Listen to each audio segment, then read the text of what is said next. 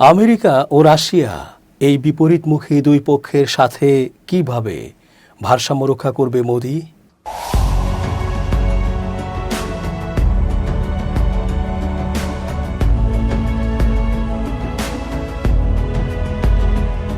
আসসালামু আলাইকুম প্রিয় দর্শক, আমন্ত্রণ আজকের আলোচনায়।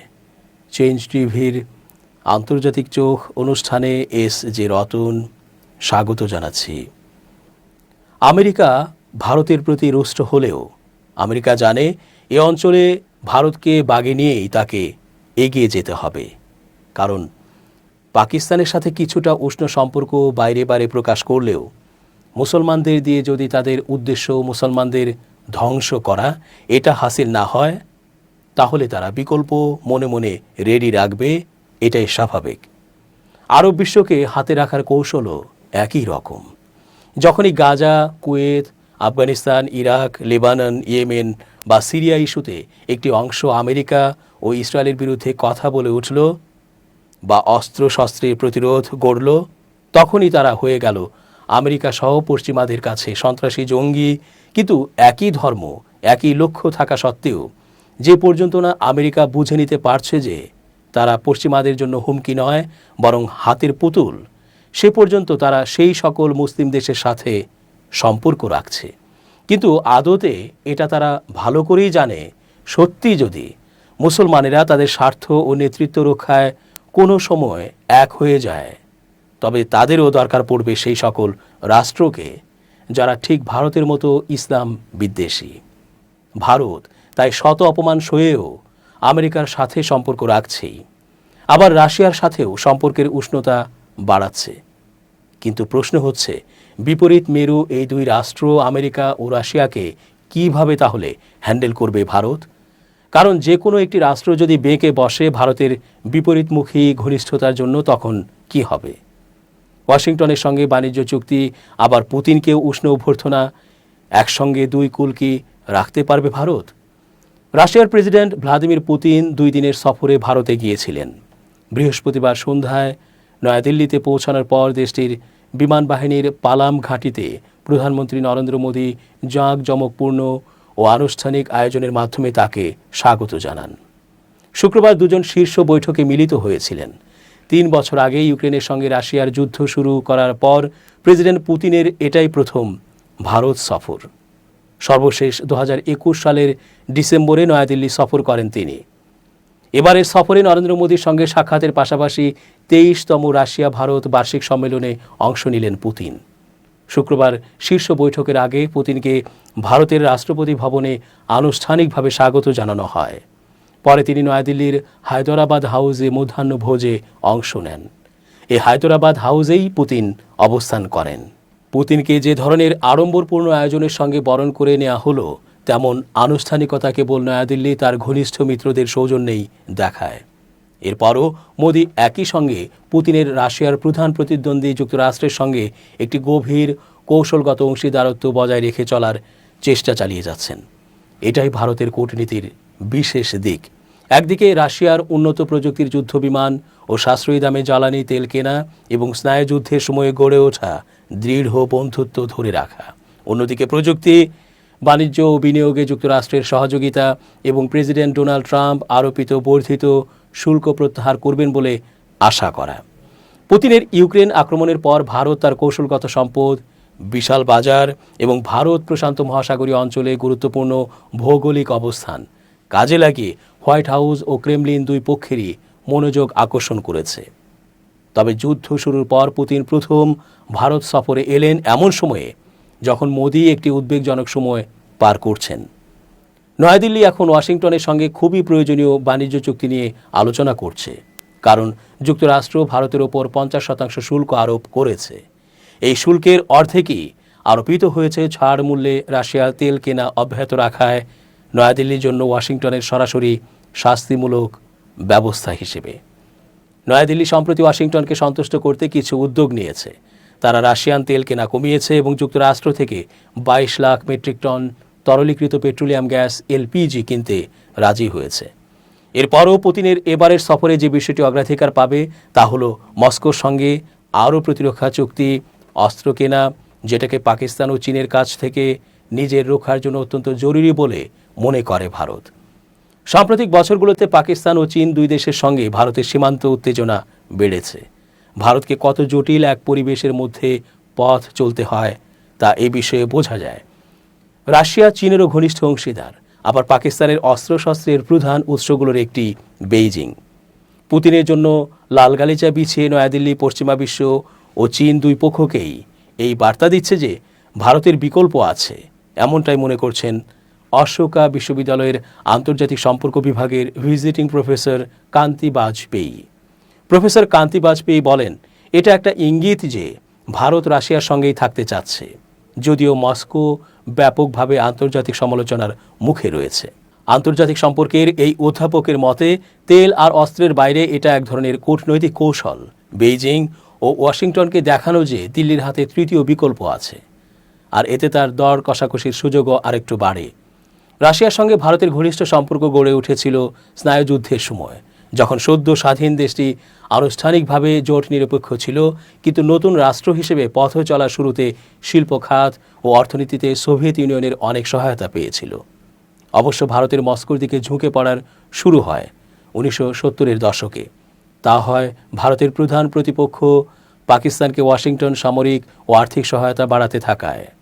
তখন রাশিয়া ভারতকে অস্ত্র সরবরাহ করতে শুরু করে এবং মস্কো ভারতের কাছে একটি নির্ভরযোগ্য বন্ধু রাষ্ট্র হয়ে ওঠে। রাশিয়ার এ ভূমিকাকে এখনও মূল্যায়ন করে ভারত। বিশ্বে অস্ত্র বিক্রির ওপর নজর রাখা চিরন্তন প্রতিষ্ঠান Stockholm international piece research institute SIPRI এর তথ্য মতে গত 4 বছরে রাশিয়ার কাছ থেকে ভারতের অস্ত্র কেনা কমলেও মস্কো এখনও দেশটির প্রধান সামরিক সরবরাহকারীর অবস্থানে রয়েছে। এসব রুশ সামরিক সরঞ্জামের বড় অংশই কেনা হয়েছে ভারতের প্রতিপক্ষ হিসেবে থাকা চীনের দিকে নজর রেখে। অবশ্য চীন সাম্প্রতিক বছরগুলোতে মস্কোর ঘনিষ্ঠ অংশীদারগুলোর একটি হিসেবে আবির্ভূত হয়েছে। এদেশের সঙ্গে ভারতের দীর্ঘদিনের সীমান্ত উত্তেজনা রয়েছে। অন্যদিকে বেইজিং ভারতের বৈরী দেশ পাকিস্তানের বড় অস্ত্র সরবরাহকারী, যার মধ্যে জঙ্গি বিমানও রয়েছে। পাকিস্তানের সেনাবাহিনী বলেছে, এ বছরের শুরুতে সীমান্তে সংক্ষিপ্ত সংঘর্ষের সময় ভারতের যুদ্ধ বিমানকে গুলি করে ভূপাতিত করতে তারা এটা অর্থাৎ চীনা জঙ্গি বিমান ব্যবহার করেছিল। পাকিস্তানি কর্মকর্তাদের ভাষ্য মতে ভারতের যেসব যুদ্ধবিমান ভূপাতিত করা হয়েছিল সেগুলোর একটি ছিল রাশিয়া নির্মিত সুখোই Su-30। রয়টার্সের তথ্য মতে বর্তমানে ভারতীয় বিমান বাহিনীর 29টি স্কোয়াড্রনের বেশিরভাগ যুদ্ধ বিমানই রাশিয়ান সুখোই Su-30। ক্রেমলিনের মুখপাত্র দিমিত্রি পেসকভ মঙ্গলবার সাংবাদিকদের বলেছেন, এই সপ্তাহে রাশিয়ার সঙ্গে ভারতের আলোচনা সম্ভবত তাদের সবচেয়ে উন্নত প্রযুক্তির যুদ্ধবিমান Su-57 এর জন্য সম্ভাব্য অস্ত্র চুক্তি নিয়ে হবে। কিন্তু সাম্প্রতিক মাসগুলোতে মস্কোর সঙ্গে নয়াদিল্লির অর্থনৈতিক সম্পর্ক বারবার শিরোনামে এসেছে, যা সবচেয়ে বড় মাথা ব্যথার কারণ হয়ে দাঁড়িয়েছে। 2022 সালে রাশিয়া ইউক্রেনে হামলা শুরুর পর পশ্চিমারা নিষেধাজ্ঞা দিলে রাশিয়ার তেলের দাম দ্রুত কমতে থাকে। ভারত সেই সুযোগ লুফে নেয়। বিকাশমান অর্থনীতিতে রসদ যোগানো এবং দেশের 140 কোটি মানুষকে সহায়তার জন্য আগ্রহী ভারত রাশিয়ার অপরিশোধিত জ্বালানি তেল কেনা ব্যাপকভাবে বাড়ায়। দেশটি ক্রেমলিনের শীর্ষ রপ্তানিকারক দেশের একটি হয়ে ওঠে। পশ্চিমাদের সমালোচনার জবাবে ভারত বারবার বলেছে, দেশের জনগণ ও অর্থনীতির প্রতি তাদের প্রথম দায়িত্ব। নয়াদিল্লি ভিত্তিক গবেষণা প্রতিষ্ঠান অবজারভার রিসার্চ ফাউন্ডেশন ORF এর ডিস্টিংগুইশড ফেলো নন্দন উন্নিকৃষ্ণান বলেন, আমাদের কোটি কোটি দরিদ্র মানুষ আছে, তাদের দারিদ্র্য সীমার বাইরে নিয়ে আসা দরকার। আর সেটা করতে গেলে ভারতের সব বড় শক্তির সঙ্গে একটি পরিশীলিত কর্মসম্পর্ক বজায় রাখা প্রয়োজন। কিন্তু গেল আগস্টে ট্রাম্পের ধৈর্য কমে আসে এবং তিনি ভারতের পণ্যে 50% শুল্ক আরোপ করলেন। এটা ছিল ওয়াশিংটনের সঙ্গে বাণিজ্য ঘাটতি, পাশাপাশি রাশিয়ার তেল কেনার শাস্তি। এরপর অক্টোবরে ট্রাম্প রাশিয়ার 2টি বৃহত্তম তেল কোম্পানির ওপর নিষেধাজ্ঞা ঘোষণা করেন, যা ভারতে বিভিন্ন দপ্তরে ধাক্কার মতো হয়ে আসে। ভারতের বাণিজ্য ও তেল পরিশোধন সংশ্লিষ্ট সূত্রগুলো রয়টার্সকে জানিয়েছে, ডিসেম্বর মাসে দেশটির তেল আমদানি কমে অন্তত 3 বছরের জন্য এর মধ্যে সর্বনিম্ন স্তরে নামতে যাচ্ছে। ওয়াশিংটনের আর্থিক চাপ শুধু সম্পর্কেই টান দিচ্ছে না, বরং বেইজিংয়ের সঙ্গে নয়াদিল্লির উত্তেজনা প্রশমনও যেন দ্রুত এগিয়ে নিচ্ছে বলে মনে হচ্ছে। ভারতের ওপর ট্রাম্পের শুল্ক কার্যকর হওয়ার কয়েকদিনের মধ্যেই একটি সম্মেলনে যোগ দিতে মোদি 7 বছরের মধ্যে প্রথমবারের মতো চীনে যান। চীনের প্রেসিডেন্ট শি জিনপিংয়ের সেই সম্মেলন আয়োজনের লক্ষ্য ছিল পশ্চিমাদের পাল্টায় বৈশ্বিক নেতৃত্ব দিতে বেইজিংয়ের সক্ষমতা তুলে ধরা। সেই সম্মেলনেই মোদি ও পুতিনের সর্বশেষ সাক্ষাৎ হয়। ক্যামেরার সামনে দাঁড়িয়ে দুজন হাসি দিয়ে উষ্ণ ও দৃঢ় করমর্দন করেন। এরপর জনসমাগম থেকে সরে গিয়ে রুশ প্রেসিডেন্টের লিমুজিনে বসে প্রায় 1 ঘন্টার একটি ব্যক্তিগত বৈঠক করেন। ট্রাম্পের প্রথম মেয়াদের মতো জো বাইডেনের প্রশাসনও ভারতকে চীনের মোকাবিলায় একটি গুরুত্বপূর্ণ শক্তি হিসেবে দেখেছে। প্রযুক্তি হস্তান্তর এবং যৌথ সামরিক মহড়ার মাধ্যমে নয়াদিল্লির সঙ্গে কৌশলগত সম্পর্ক আরও জোরদার করে ওয়াশিংটন। ট্রাম্পের সঙ্গেও সুসম্পর্ক বজায় রেখেছিলেন মোদি। ট্রাম্প নিজেও একজন ডানপন্থী জনতুষ্টিবাদী, যিনি কূটনৈতিক সম্পর্ককে জাঁকজমকভাবে প্রদর্শন করতে পারদর্শী। ভারতের এই নেতা মার্কিন প্রেসিডেন্টকে তার প্রথম মেয়াদে স্বাগত জানিয়েছিলেন। পরে কূটনৈতিক প্রোটোকলকে অনেকটা পাশ কাটিয়ে হিউস্টনে হাউডি মোদি নামে এক সমাবেশে ট্রাম্পের দ্বিতীয় মেয়াদের নির্বাচনী প্রচারণায় অংশ নেন। সম্পর্ক কিছুটা সহজ হওয়ার ইঙ্গিত হিসেবে ভারত ও যুক্তরাষ্ট্র সম্প্রতি নতুন এক 10 বছর মেয়াদী কাঠামোয় সম্মত হয়, যার লক্ষ্য শিল্প খাতে সহযোগিতা এবং প্রযুক্তি ও গোয়েন্দা তথ্য আদান প্রদান আরও গভীর করা। নয়াদিল্লি এখনও ওয়াশিংটনের সঙ্গে বাণিজ্য চুক্তির রূপরেখা নিয়ে আলোচনা চালিয়ে যাচ্ছে। গেল সপ্তাহে এক অনুষ্ঠানে ভারতের বাণিজ্য সচিব রাজেশ আগারওয়াল বলেন, চুক্তিটি এই বছরের শেষ নাগাদ চূড়ান্ত হবে বলে তিনি আশা করছেন। ভারতের দিক থেকে এ ধরনের পদক্ষেপ অন্য অংশীদারদের সঙ্গে দেশটির সম্পর্ক ছিন্ন করার ইঙ্গিত দেয় না। ওআরএফের উন্নিকৃষ্ণ বলেন, যুক্তরাষ্ট্রের সঙ্গে একটি উচ্চাকাঙ্ক্ষী বাণিজ্য চুক্তি থাকা আর রাশিয়ার সঙ্গে কাজ চালিয়ে যাওয়ার মতো সম্পর্ক রাখা স্ববিরোধী নয়। বিশ্লেষকেরা বলছেন, ক্রেমলিনের সঙ্গে এক ধরনের বোঝাপড়া এই আত্মবিশ্বাসকে শক্তিশালী করছে। বাজপেয়ী বলেন, নয়াদিল্লি ও মস্কোর মধ্যে ঘনিষ্ঠ সম্পর্ক রয়েছে। পুতিন জানেন মোদি এ নিয়ে যথেষ্ট চাপের মুখে আছেন। এ নিয়ে তাকে দেশের ভেতরেও জবাবদিহি করতে হয়, আর তিনি এক ধরনের কঠিন পরিস্থিতির মধ্য দিয়েও যাচ্ছেন। এরপরও এই সূক্ষ্ম হিসাব নিকাশ ওয়াশিংটনের নজরদারির মধ্যে থাকবে, বিশেষ করে যখন পুতিনের নয়াদিল্লি সফরে গুরুত্বপূর্ণ একাধিক সামরিক চুক্তি আলোচনার টেবিলে থাকছে। উন্নিকৃষ্ণান বলেন, ভারতকে যথেষ্ট সতর্ক থাকতে হবে, বিশেষ করে যেহেতু দ্বিপক্ষীয় বাণিজ্য চুক্তি নিয়ে এখনও সমঝোতা হয়নি।